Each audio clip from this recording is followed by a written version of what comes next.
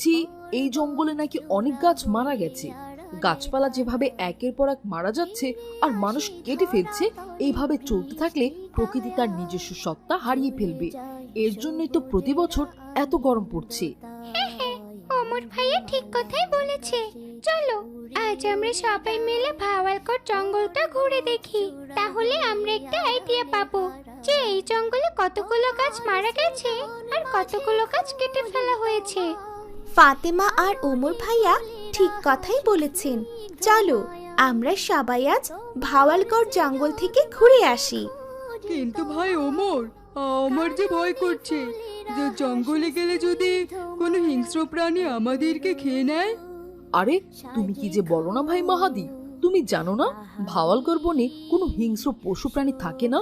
ওই দেখো সাইনবোর্ডে লেখা আছে। ও, তাহলে তো যাওয়াই যায়। চলো ভাই। গাছেরও ছায়া আল্লাহ আল্লাহ সুবহানাল্লাহ।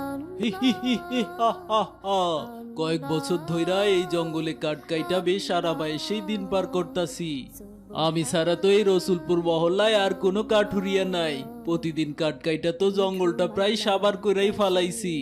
আমার মতো চালাকার এই মহল্লায় ক্যাডাই আছে। প্রত্যেকদিন বাড়ি যাওনের আগে 2টা কইরা গাছের মূল শিফা আমি কাইটা দিয়ে যায়। কয়েকদিন পরে গাছগুলো মইরা যায়। তারপর আমি ওই গাছের কাঠ কাইটা বাজারে বিক্রি করি। এতে কইরা প্রতিদিন আমার 1000 টাকার উপরে আয় হয়। আজও 2টা গাছ মইরা গেছে। আজ ওই 2টা গাছেরই আমি কাঠ কাটমু। হি হি হি হি হা হা হা হা হা।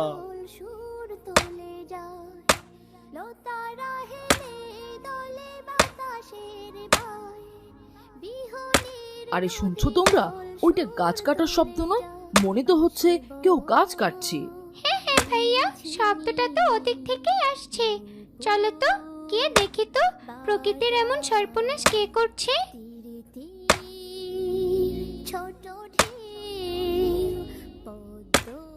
ভাইয়া ওদিকে তাকিয়ে দেখো, কেমন অদ্ভুত লাল রঙের একটা গাছ। আবার ওই গাছটাতে পাকা পাকা লাল রঙের আমও ধরেছে। আরে সেইটাই তো, এমন অদ্ভুত রকমের গাছ আমি কোনোদিনও দেখিনি। তোমরা কি কেউ দেখেছো? আরে না, এমন গাছ তো আমিও কখনো দেখিনি। তাহলে এই জঙ্গলের ভেতরে এই লাল আম গাছ কোত্থেকে এলো? চলো তো গাছটার কাছে গিয়ে দেখি তো। আরে না না, আমি যাব না, তোমরা যাও। আমার কেন জানি খুব ভয় করছে। আমার মনে হচ্ছে ওটা একটা ভূতের গাছ। কেমন লাল চেহারা বানিয়ে আমাদের দিকে ভয়ঙ্কর ভাবে তাকিয়ে আছে। তুমি সবকিছুতেই ভয় পাও ভাই মাহাদি, এত ভয় পেলে কি চলবে? আর ভূত বলতে পৃথিবীতে কিচ্ছু নেই, তুমি জানো না? এইটা তো কোরআনেই আছে। তবে হ্যাঁ, কিছু দুষ্ট প্রকৃতির জিন আছে, তারা অনেক সময় মানুষদের ক্ষতি করার চেষ্টা করে। কিন্তু আমরা তো সবাই দোয়া পড়তে জানি, ওই আম গাছ আমাদের কোনো ক্ষতি করতে পারবে না। এখন এখানে দাঁড়িয়ে না থেকে চলো তো। ধরা তলে বৃষ্টি কায়ায় ধুয়ে যায় সবুজেরা আনন্দতায়। মেঘমালা আকাশে উড়ে উড়ে যায় পর্বত চূড়া হয়ে। ওমর ভাইয়া, ওই লাল আম গাছে আমগুলো দেখো কত সুন্দর, একবারে লাল টুকটুকে হয়ে পেকে আছে। তুমি আর মাহাদি ভাইয়া আমাদের কয়টা আম পেড়ে দাও না। আমগুলো দেখি আমার জিভে পানি চলে এসেছে, একটু খেয়ে দেখবো কেমন স্বাদের। না না, তো তোমরা ওই আমি ভুলেও হাত দিও না। সারা জীবন দেখে এসেছি আম পাকলে হলুদ হয় আর কাঁচা থাকলে সবুজ। আর এই আমগুলোর চেহারা দেখেছো কেমন লাল টুকটুকে? আমার মনে হচ্ছে এটা ওই ভূতের চালাকি। কেউ যদি ওই আম গাছে হাত দেয়, তাকে ওই ভূত এমন লাল আম বানিয়ে গাছে ঝুলিয়ে রাখবে। আরে ধুর ভাই মাহাদি, তুমি সব সময় ভয় থাকো কেন? একটা ঢিল নিয়ে এসো, ঢিল ছুঁড়ে আম পেড়ে খেয়ে দেখি আমগুলো কেমন মিষ্টি। না না ভাই, আমি ঢিল আনতে পারবো না। ভুলেও যদি ওই ঢিল একবার ওই ভূতের গায়ে লাগে, তাহলে আমাদের সবাইকে ওই ভূত লালাম বানিয়ে ওই গাছে ঝুলিয়ে রাখবে। ফাতেমা, মাইশা, মালিহা, তোমরা গিয়ে ঢিল খুঁজে আনো, আমি ঢিল ছুঁড়ে তোমাদেরকে আম পেড়ে দিচ্ছি। মেঘমালা আকাশে উড়ে উড়ে যায়, পর্বত চূড়া হয়ে আড়ালে হারায়, লতারা হেলে দলে বাতাসের কে কে আমার দিকে ঢিল ছুঁড়ে মারলো?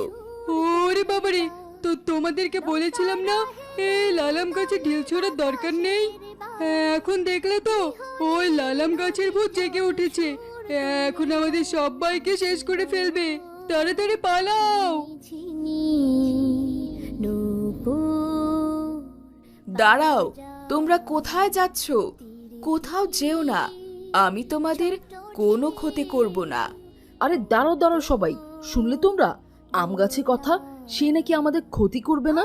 চলো আবার আমরা ওর কাছে যাই, গিয়ে শুনি ও আমাদের কি বলতে চায়। আরে ভাই ওমর, তো তোমার কি মাথা ঠিক আছে?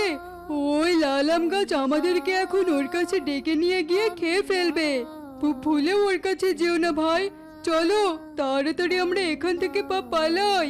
আরে ভাই মাহাদি, চিন্তা করো না, ও যেহেতু নিজে থেকেই বলেছে আমাদের কোনো ক্ষতি করবে না, তাহলে ও নিশ্চয়ই কোনো ক্ষতি করবে না। ভয় পেও না ভাই মাহাদি, চলো। তাই না?